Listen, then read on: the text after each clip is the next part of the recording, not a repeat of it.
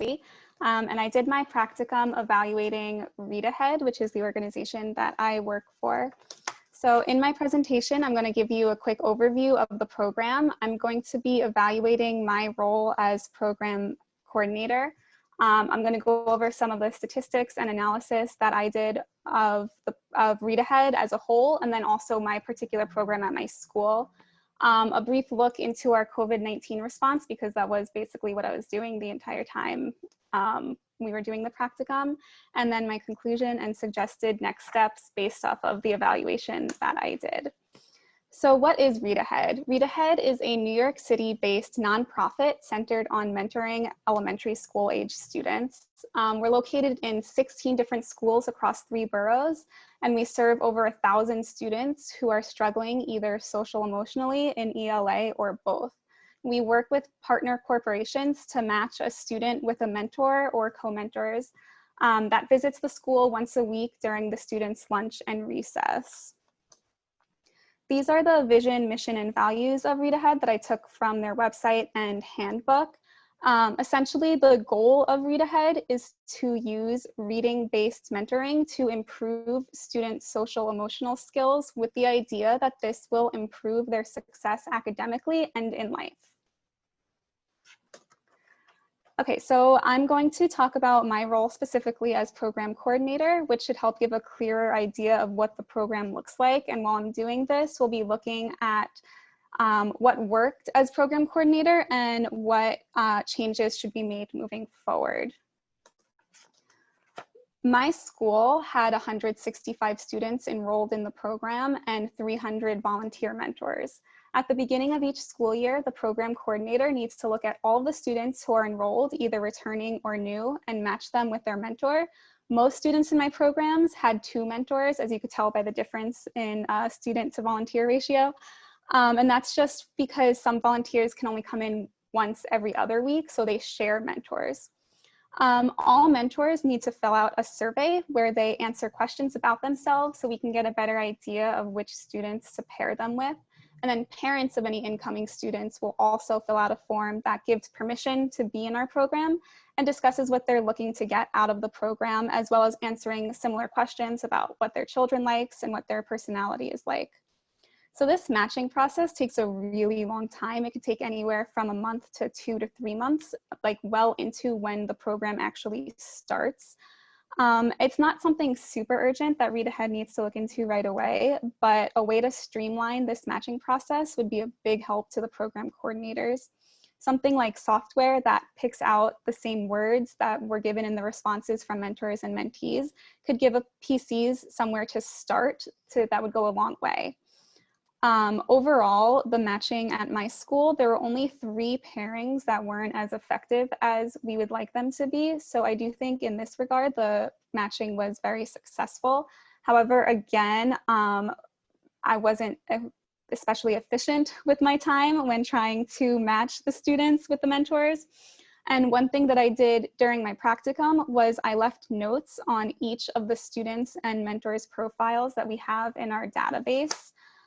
So it can be easier to match any returning members. We try to keep pairs the same when we can, but that doesn't always happen. So having those notes about the students and the mentors can go a really long way with future matching. Another big part of the program coordinator is just managing the program at the school. So once the program starts, it's the PC's job to bring students to and from the classroom, ensure volunteers show up, take attendance, manage any behavior problems, plan any special events that might be going on, be the point person for anything that's happening, manage resources, and keep up with data entry. I had all the PCs fill out surveys where they answered like strongly disagree, whatever, and then also some short responses. And with regards to their workload, all the PCs stated that the workload giving them was too demanding for the amount of hours worked. Some of them said they could handle average workday, but others said they couldn't even handle that. And everyone said there were times when we had extra work and responsibilities that we just didn't have time for. And there was pressure from headquarters not to work overtime or extra hours, which made it hard to complete everything that we needed to get done. And this pressure was stemmed from budget restrictions where they didn't have all those extra hours planned in their original budget. And to me, this is a big flaw in their planning because according to PCs who've worked there for years, this extra workload happens every single year. So it should be reflected in the budget. Without doing this, Read Ahead forces their workers to choose between claiming they worked less hours than they actually did, and so they're not getting compensated for the work, or cutting corners with their work and providing less quality work. When asking the mentors at my school for feedback on running my program, most agreed that they were happy or content with the way things were run this year. Some of the areas of improvement that I received were intervening sooner when a student starts to act up or cause any kind of scene, and then giving an earlier warning to the mentor when their student was absent that day that they were supposed to come in for Read Ahead. And the last part of my role were managing interpersonal relationships. So obviously the mentor-mentee relationship was the most important one to kind of make sure that they were healthy and beneficial. So it was my job to monitor all the pairs and keep track of what is and is not working for each pair. Then also the PCs have their own relationships to maintain. So having a good relationship with the students, with the school personnel and staff that you're working in, and then also creating a bond with mentors. And Read Ahead has actually been trying to push help with that mentor bond by investing in match support, where they essentially have paid a researcher who specializes in working with mentors. And they trained PCs how to better support mentors. And there was this whole program that we had to go through in training. And mentors that were on the receiving end of this match support noted feeling closer to the mentor, to the PC, and more comfortable talking to them about any issues that were arising. So I would say this is a good trajectory that Read Ahead is on, and they should keep up this endeavor. So the big question that I was trying to find out is our program living up to its promise? When I was looking into mentoring programs and the research behind them, I found multiple studies talking about the importance of mentoring, and I found one meta-analysis that looked at 55 different mentoring programs, and they found that children from disadvantaged backgrounds are more likely to benefit from mentoring programs. But they also found that programs that are poorly implemented can have a negative effect on youth. So it's important to make sure our program leaves a positive impact and not a negative one.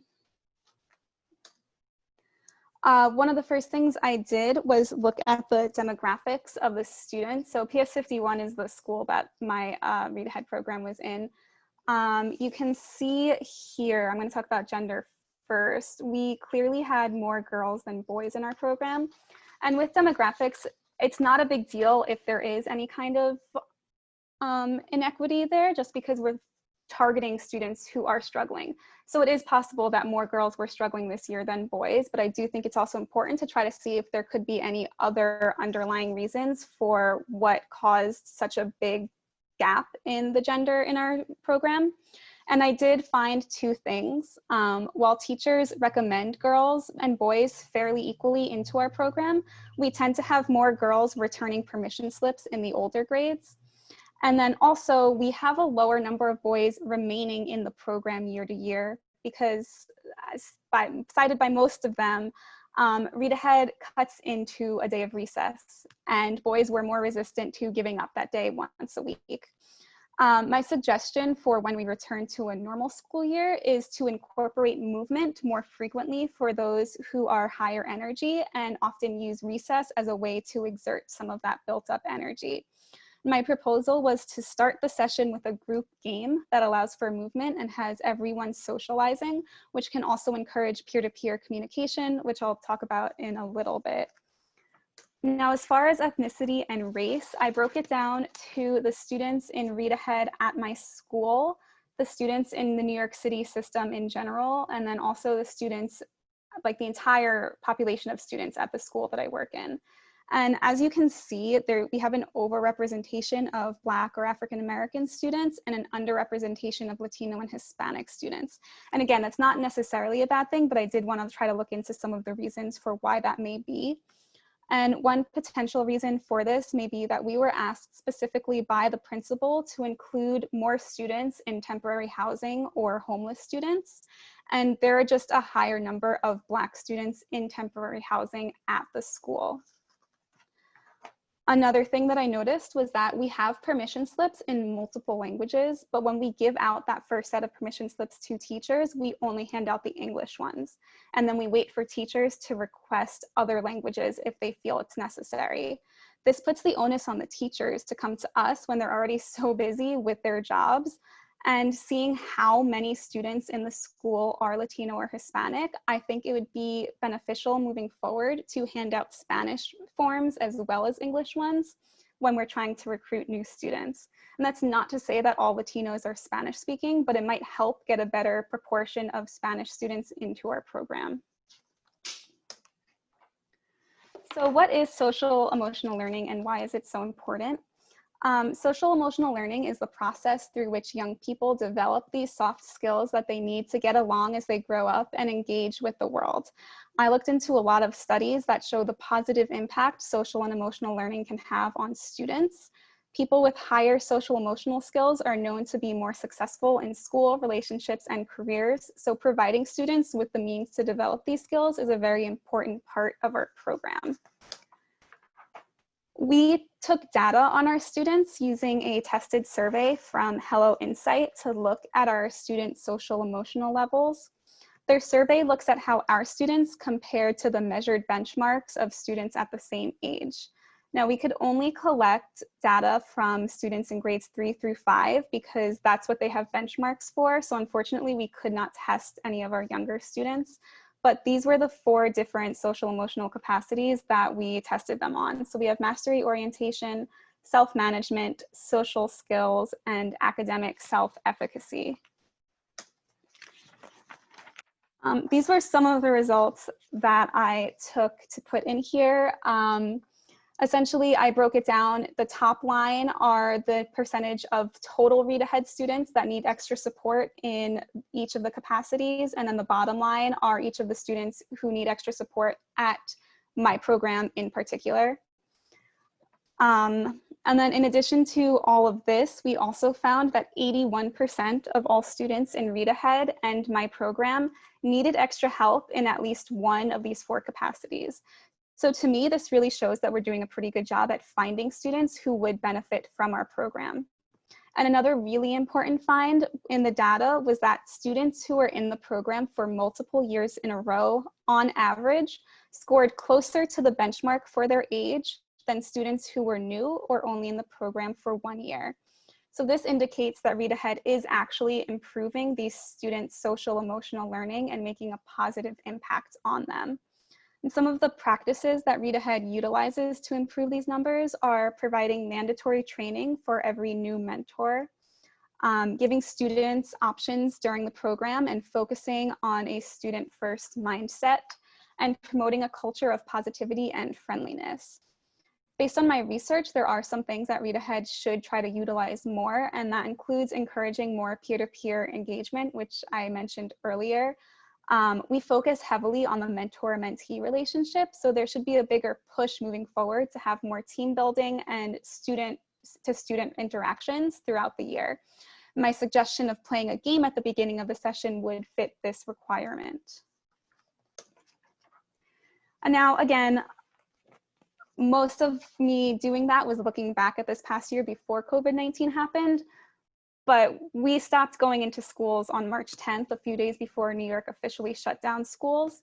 And it did take us a little while to start back up on some kind of mentoring. And we eventually decided we were doing virtual mentoring, where students and mentors were able to exchange virtual notes to each other through their PC. So a mentor would write a letter, send it to me, and I would give it to the student and vice versa.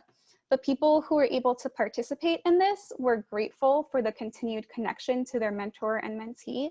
However, only about 20% of total students in Read Ahead participated in the e-mentoring at the beginning. And each week, more people stopped responding, lowering the final percentage of participants. Once it was pretty clear that what we were doing wasn't very effective, we started implementing new measures. So I was doing a lot of tracking how much participation was going on, the efforts that people were doing to try to engage the students and the mentors more frequently. And then eventually we used a smaller school. So it wasn't my school, but we used a smaller school to test a Zoom meeting model, which still had its flaws, but it went much smoother than the messages. And so that is, for the time being, the model going forward for this school year. Overall, I found that Read Ahead does a good job at identifying high-need students and providing them with a program that helps their social emotional skills, which is the goal that they set out to do. This upcoming school year is planned to be virtual, so using video e-mentoring and continuing to track the data like I was doing should be the focus for this year. But moving forward, Read Ahead should focus on 4 main things to improve their program. So include increased work hours during high activity times of year in their planned budget. Implement changes that will encourage higher male retention and involvement of Latino families. Put a larger emphasis on peer-to-peer engagement as part of their overall model, and continue to collect and analyze data on students to find any other trends in results. And yeah, that's it.